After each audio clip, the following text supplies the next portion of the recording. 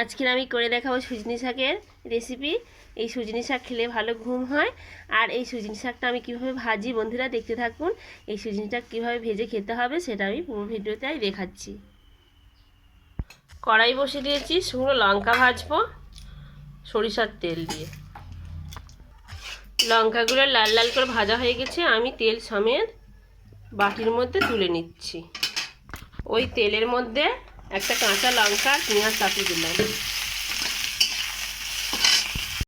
পেঁয়াজগুলো ভাজা ভাজা হয়ে আসলে শাকগুলো দিয়ে দেব।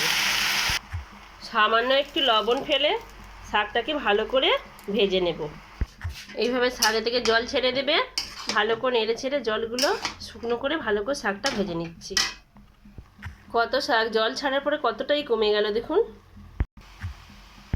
লঙ্কাগুলো ভালো করে মথে নেব। শাক ভাজাগুলো থালাইতে তুলে নেব।